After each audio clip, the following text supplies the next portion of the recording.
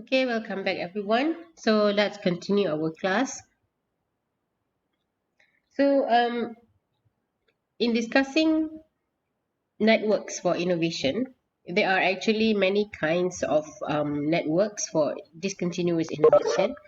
For example, there is idea networks. Okay, so idea networks means a set of relationships with individuals and organizations who the firm can tap into to help solve technical problems or to brainstorm new ideas.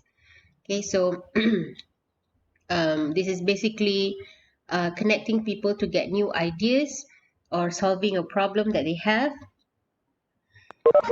There is also corporate venturing networks, okay, a network that involves building relationships with hundreds of prospective new ventures and other venture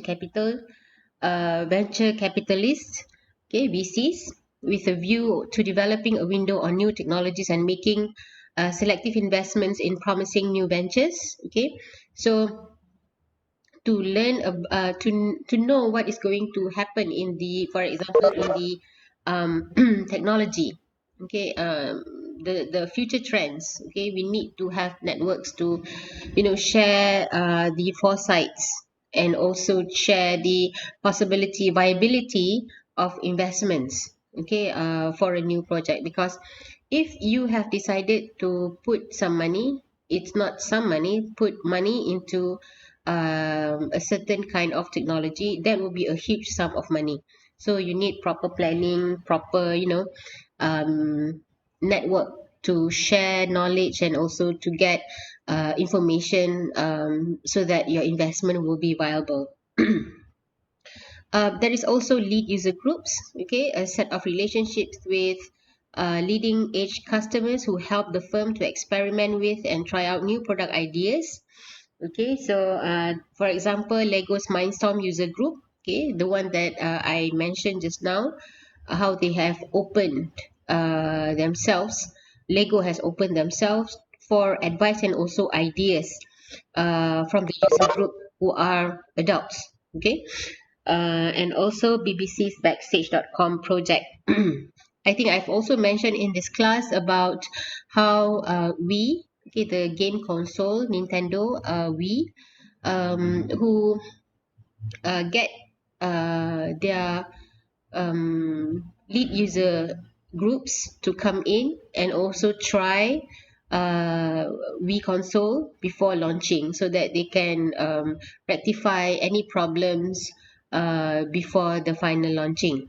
Okay, there is also cross industry alliances, relationships with various different actors in particular industry to achieve something that they cannot achieve on their own. Okay, for example, Rio Tinto's work with sustainable development agencies on its Breaking New Ground initiative. Um, this is, I think, we see everywhere in industry. Usually, they will have associations. I think people in China, they are very much into this within industry. Okay, but it's also important to have network cross industry.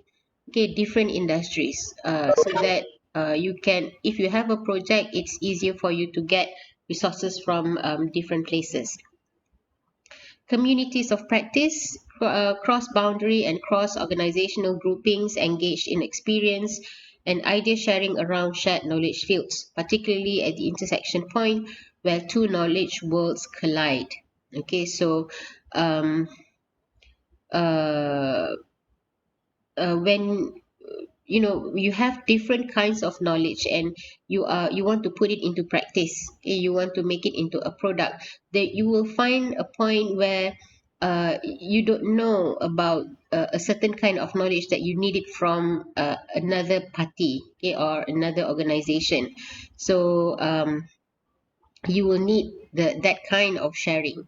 Okay, supplier networks, networks of partners with whom firms share their strategic roadmaps and invite ideas and inputs to shaping and delivering on new and alternative visions.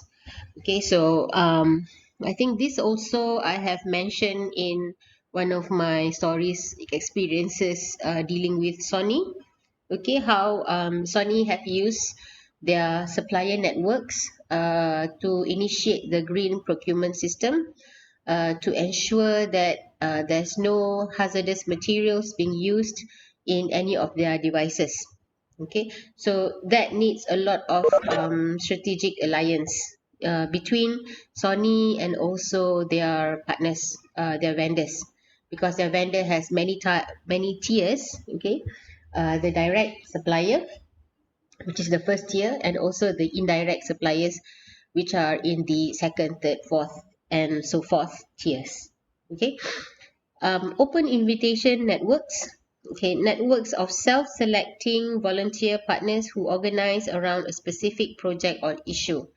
A recent example was the innovative approach to film financing by Thai-American film producer Taurus Poli, who invited investors to contribute $1 and become associate producers of his um, next film. Okay, so it's you open. It's like crowdsourcing. Okay, you ask for donation, or you ask for funding from people of anybody, not maybe not even in your industry, to invite to invite invest in your project and become associate producers, which means that they have the say, they can contribute ideas to the project. Okay, so that is open invitation networks. Okay, so I would like you actually to listen to this video, the one that I have mentioned before, because I think this video, although it's a little bit long, it's about 20 minutes, it actually summarizes the topic that not only that we learned today, but also the topic that we have already learned before. Okay, let me check the sharing first. Okay, it's not here.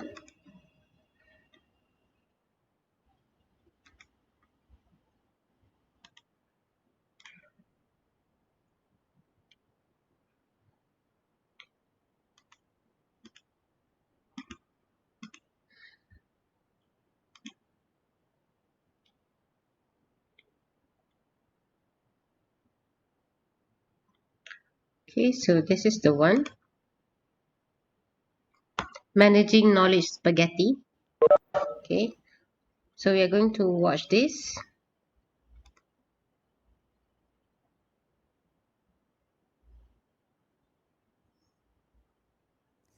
Innovation isn't like the cartoons. You know, in the cartoon, bing, the light bulb goes on. Great, that's a bright idea. But it's not innovation. We understand that in order to make that bright idea have value, we've got to put some kind of process in place. We can't guarantee success, but we know we can make things work in our favor if we have some kind of a process to enable ideas to happen. Now that's fine. That's something that's in my textbook. It's something most organizations would recognize. Basically, innovation needs a process to make it happen. Fine.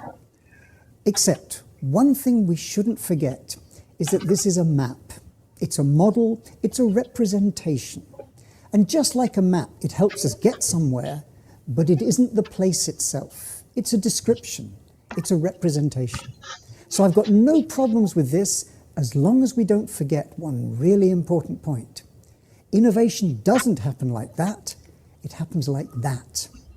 Now, don't worry if you can't see the detail. That's quite deliberate. All I want you to see is spaghetti, because that's what innovation really is. Knowledge spaghetti. It's technical knowledge and market knowledge and legal knowledge and financial knowledge, all sorts of strands of knowledge held by all sorts of people inside and outside the organization. And our job, if we want to innovate, is to weave those strands together to create value. Business value, social value, innovation. Now, we can superimpose on top of the spaghetti some structure, we can put our model in place, that's fine.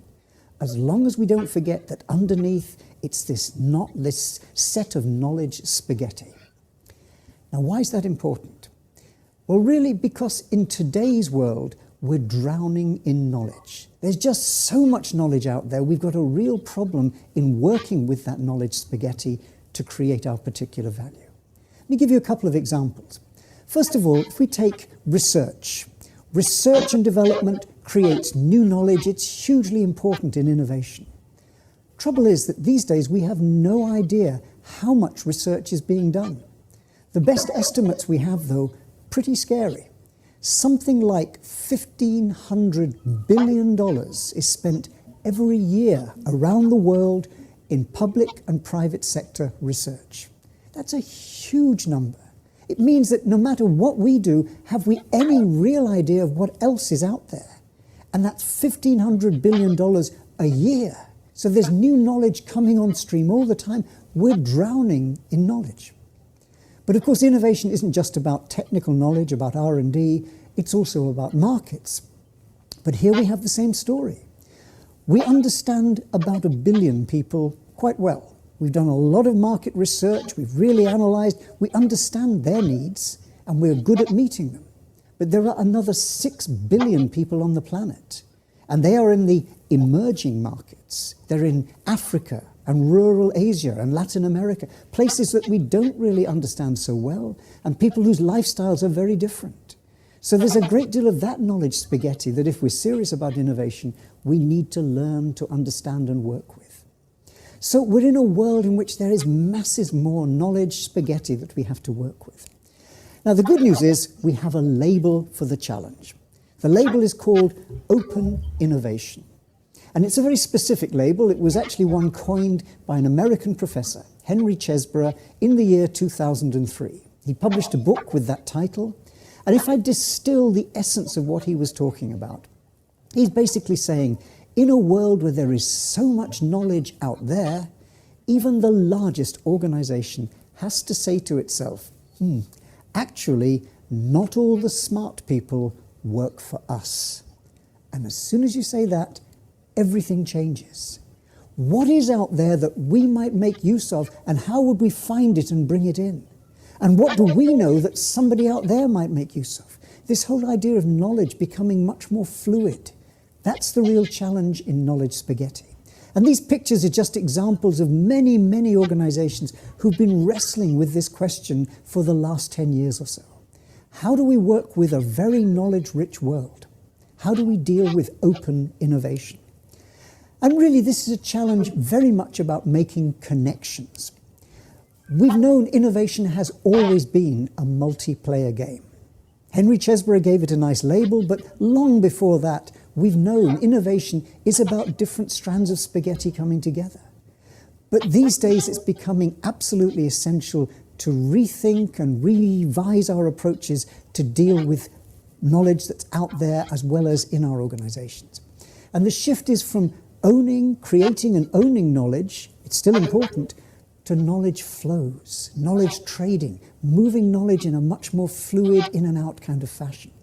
And that poses challenges for organizations, in large organizations, even inside. If you think of a large organization, it has many thousands of people, all of whom have strands of that knowledge spaghetti. Does a company like Hella know what it knows? Is it taking advantage of what it already has inside the organization? This is part of that knowledge spaghetti challenge.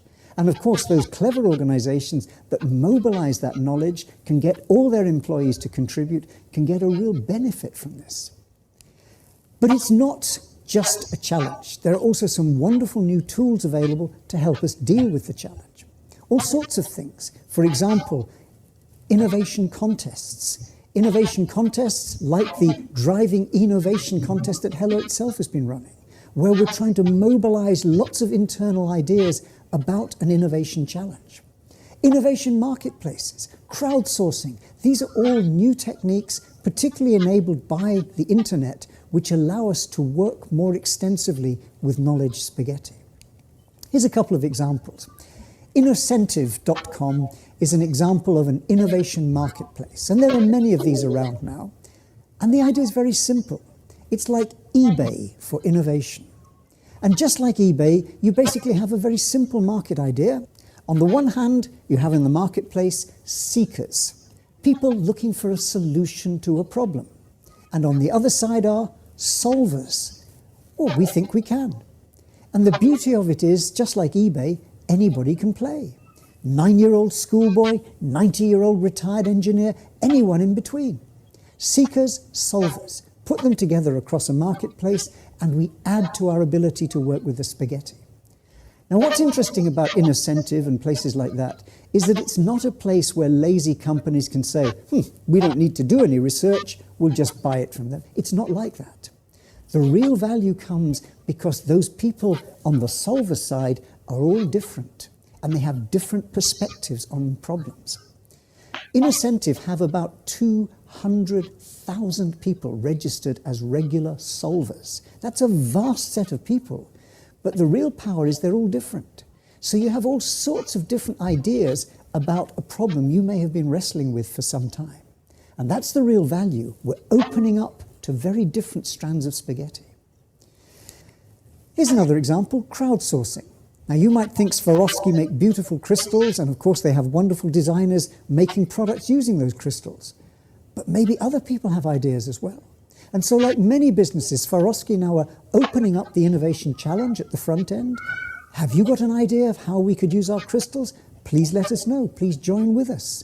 This idea of spreading the net more widely, using the internet as a way of capturing that, essentially working with the knowledge spaghetti. But innovation isn't just about new stuff. Sometimes innovation is about knowledge which is well understood in one world, moving across to a different world where it is new and has real value.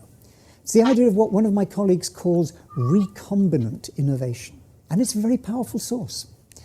This man understood that very well. It's a picture of Thomas Edison, and you can see here he is with one of his great innovations, the gramophone. And that was one of the many contributions he made. He gave us the electric telegraph, which revolutionized communication, the electric light. The electric chair was one of his many contributions. But basically, Edison was a genius at innovation and also rather good at public relations, because this picture's typical. You get the sense from this picture that there's this genius, this man with such a fertile imagination. He could come up with so many different things that the world needed. It's not true. He was a genius, no argument, he's one of my heroes, but his real gift was innovation management. He understood this idea of recombinant innovation. He set up his invention factory in New Jersey.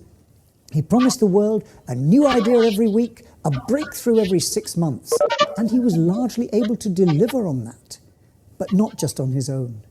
What he cleverly did was to hire clever young engineers, smart people from all the new industries springing up in the US at that time. People from the new food canning industry, from this new thing called the car industry, from the electric telegraph and communications industry, all these different industries. He got people who knew about those worlds to come together. They worked together, they ate together, they even slept in the same space. Must have smelt terrible. But what you had was a kind of hothouse for innovation.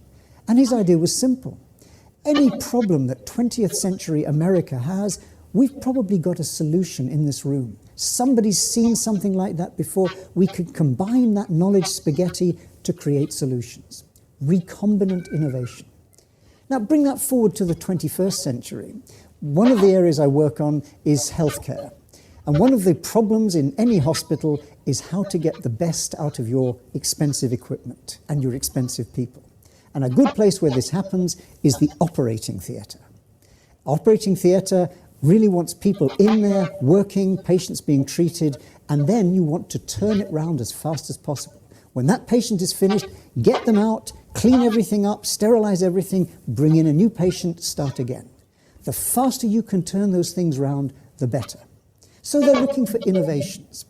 And they find a lot, of course, talking to colleagues, but they've also picked up a lot through recombinant innovation. Somewhere else, a different world has the same problem. You may not be a fan of motor racing, but try and watch a Grand Prix next time it's on television.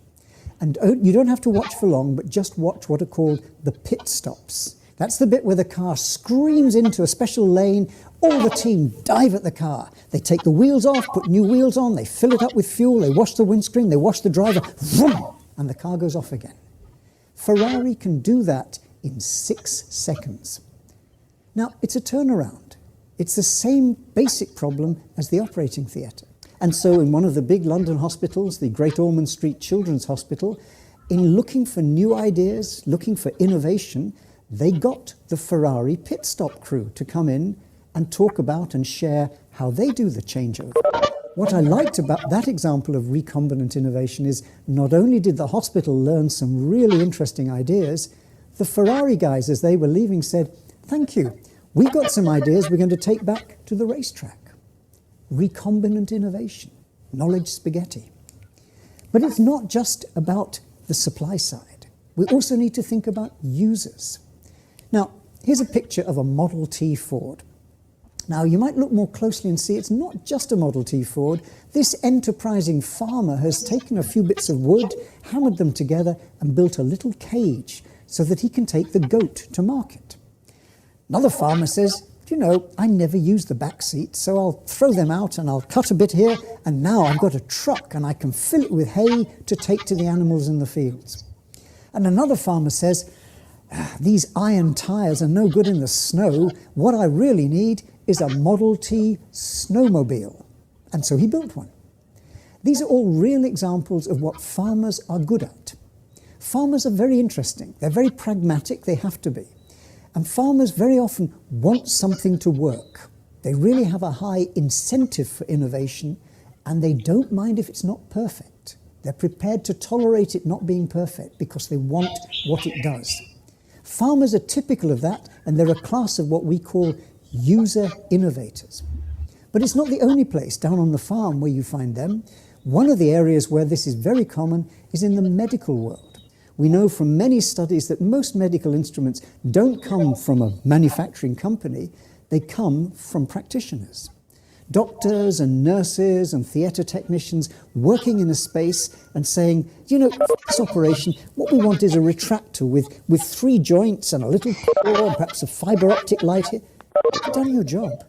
They may be the design, they can certainly say what they need, they may build a prototype. And a lot of medical innovation is user-led. Their ideas create the innovation. This man is perhaps an extreme version of that. I mentioned before, user innovators have a high incentive to innovate. He had a pretty high incentive. He was dying. He had a heart problem. Most of the technology that was available, most of the operations, not very good prospects. What he really needed was a rather specialized valve. He's an engineer.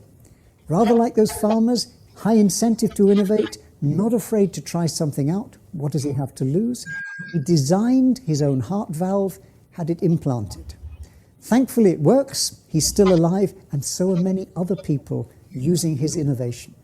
That's an extreme form of user innovation. But all of us touch innovation of this kind if we use a smartphone, because the chances are your smartphone is running on some software called Linux. And there is no giant Linux corporation in the way there is Microsoft. Linux, 20 years or so back, was a community of frustrated users. They thought software could be better, so they started to create it. And they are still, as a community, creating world-class software, user-led innovation. This is what I want for my Christmas present. It's a 3D printer. Now, you may not be as geeky as I am, but basically what this thing does is anything I can imagine and design, it will make. Now, you may not want to have one of these in your bedroom, it doesn't matter. You could go online, and there are many bureau now who will do this for you. You bring the ideas for some furniture or some jewelry, anything you can imagine, and we'll help you realize those ideas and make it. And there's a whole revolution going on in this space. This is, again, changing the relationship between users and creators. A company like Lego has taken significant advantage of this. Lego's gone through a long journey, had a very bad time around 2002 where it made bad losses, but the company's turned around. It's more successful than ever. And one part of that is the way it's changed its relationships with its users. You can still consume Lego in the traditional way. Their designers create wonderful products that you can buy in the shops. But for a long time now, they've realized many children have really good ideas for toys, for robots and dinosaurs and cars and all sorts of stuff. And for a long time, there was a site called Lego Factory where children were invited to submit their designs or even use simple tools online and create them. And Lego would then take the designs, work out the bricks and other pieces they'd need, generate some building instructions. You could even design the box, and they'd send it back as a customized product. Lego Factory was very popular. But what Lego noticed was that some children were saying, you know, that design I've seen, I really like that, that's cool, I'd like one of those as well. And so what Lego now have is something called Lego CUSO. And this is a very simple idea. It's the Lego Factory meets the Facebook concept. So they display designs that children have come up with, and other children like them. They vote on them. They say, yes, that's cool, I'll support that. And you can see these pictures have thousands of supporters. When you get to the stage that this young guy has got, where his idea for Space Marines has 10,000 likes, that's a pretty good market message to Lego that maybe it's worth making this thing. So they might go ahead and make this, but then they have to say to Nick Royer, the lucky boy in this case, well, actually, Nick, it's such a good design and you designed it, we have to share that with you. You're a designer, part of our team, we'll give you a royalty. And what you've effectively got is the breaking down of that interface between creators and consumers, producers and users. And this is again part of our spaghetti world. In all sorts of sectors, users are now becoming very active players, especially in services. So, our spaghetti challenge. Innovation's always been an open multiplayer game, but these days in a knowledge-rich world, we have to look for new ways of managing these knowledge flows. The good news is there's lots of powerful new tools, but we have to still work with those tools inside and outside our organizations. Connecting to different worlds is a hugely important piece of this, and also working with users. But the big challenge this poses, and the one we don't have the answers to yet, is how are we going to make it happen? And there isn't one single answer. There are many, many possibilities. I've mentioned some that have to do with the internet as a tool to bring many different players together, innovation contests, crowdsourcing, innovation markets. But there are many other mechanisms. Organizations are making a lot of use now of third parties, of brokers, rather like marriage brokers, introducing partners and allowing them to get to know each other and share and trade knowledge. Inside organizations, we're thinking about social networks. Knowledge doesn't flow from everybody to everyone else, it flows through people. And there are key people called gatekeepers who say, you know, what I just heard from John is really interesting because Jane is interested in that area and I'll connect them. This idea of helping knowledge to flow. But if knowledge is flowing more freely, what do we do about intellectual property? We've got a system of patents and copyright which did us really well in the past. We've probably got to revise and innovate that to cope with this free flow of knowledge. So for any organization, big or small, this knowledge-rich world opens up great opportunities, but it poses some fundamental questions. How are we going to work in our organization with this rich set of opportunities around managing knowledge spaghetti?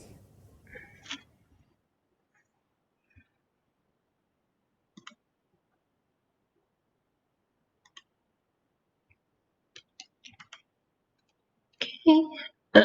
So that's about the video about knowledge spaghetti. Professor Besson have already summarized it very, very well. Well, he writes the textbook of innovation and entrepreneurship. He is a prominent researcher in innovation management. So actually, he has well summarized about many of the things that we have already learned before.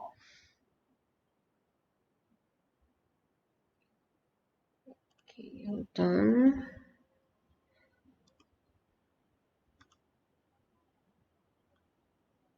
Sorry. Okay, so can you see the slide, the PDF Yeah. file? Okay, thank you. So basically, spaghetti model of innovation, it is very, very complex. Innovation is very complex. We need to connect with one another. We need to share. It's about sharing with one another. But it also poses a very fundamental question. How are we going to, when we share everything, when we open our territory, we open our boundary, how are we going to protect our boundary? So as Professor Besson have mentioned, so what about the regulations of um, intellectual property? Okay, the knowledge and also the technology that we have built and we have registered as a patents, okay, to protect ourselves from being copied or imitated freely from other people by other people. So those fundamental questions are very important to be rethought, okay, when we open our boundary for sharing and also for getting advice from other people. So okay, there is another term, important term that we need to know, okay, when sharing knowledge and also getting our resources from other parties, other organization, which is what we call as the absorptive capacity. Okay, what is absorptive capacity means? Absorptive capacity means the ability to absorb new knowledge, okay, which is a key factor in the development of innovation management capability. Okay, so it's like as even as individual we have different absorptive capacity from one individual to another. So it goes the same with the with organizations or companies. Their absorptive capacity is different. Okay, different organizations with their culture, with their practices may result in a different level of absorptive capacity, a different level of ability to absorb new knowledge, okay, from outside. So uh,